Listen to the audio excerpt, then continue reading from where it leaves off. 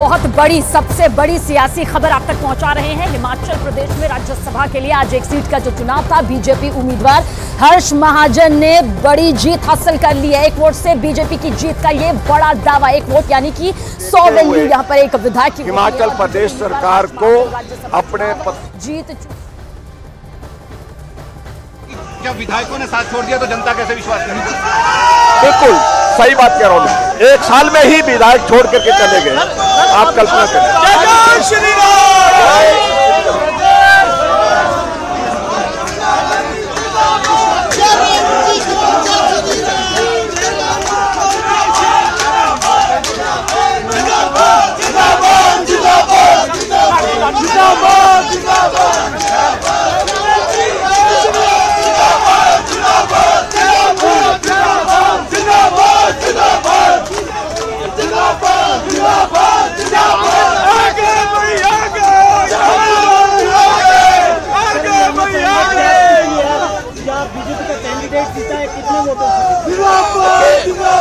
अभी रिजल्ट का हम इंतजार कर रहे हैं, ये थोड़ी देर में घोषित होने वाले हैं।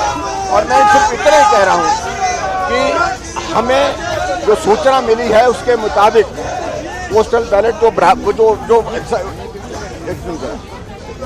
अभी तक जो जानकारी मिली है, जो बैलेट पेपर की काउंटिंग हुई है उसमें बराबरी रही है और उसके बाद जो है पर्ची से ड्रॉ ऑफ लॉट के माध्यम से भाजपा की जीत हुई है। मुख्यमंत्री कह रहे हैं कि 6 विधायकों को किडनैप कर दिया। कोई नहीं किडनैप किया है। कांग्रेस की सरकार में कांग्रेस के विधायक इस प्रकार से अगर चले जाएं कांग्रेस छोड़ करके, और ये 6 नहीं है और भी बहुत सारे आ रहे हैं, बहुत सारे। लेकिन मैं इतना कह रहा हूँ कि नैतिकता के आधार पर मुख्यमंत्री को त्यागपत्र देना चाहिए। मोदी जी अपने पार्टी के राष्ट्रीय अध्यक्ष जगत प्रकाश नड्डा जी, अमित शाह जी,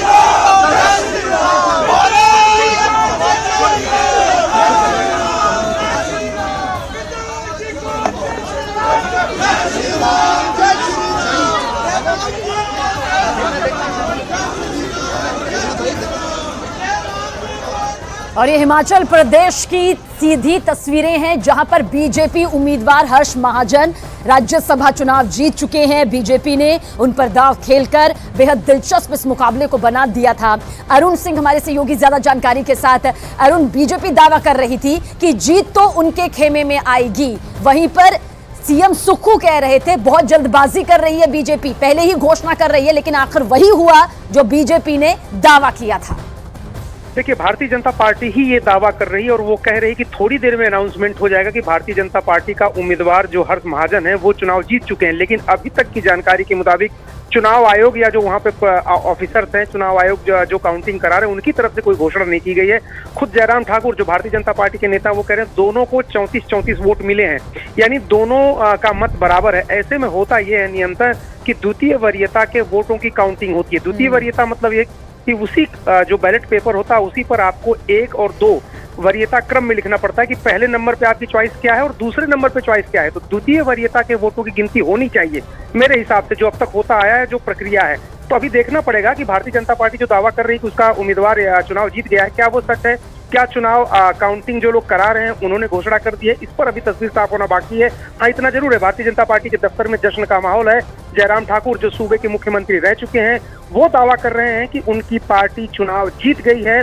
वो प्रधानमंत्री नरेंद्र मोदी का धन्यवाद दे चुके, जेपी नड्डा का धन्यवाद दे चुके, नारेबाजी भी हो रही है, जय श्री राम के नारे लग रहे हैं। लेकिन अभी भी जो चुनाव अधिकारी हैं उनकी तरफ से ये घोषणा होना बाकी है इस क्या हर्ष महाजन जो भारतीय जनता पार्टी के कैंडिडेट थे वो चुनाव जीत गए हैं या नहीं। जो मैं आपसे कह रहा था कि अगर दोनों को बराबर वोट मिले हैं तो द्वितीय वरीयता के वोटों की गिनती होनी चाहिए।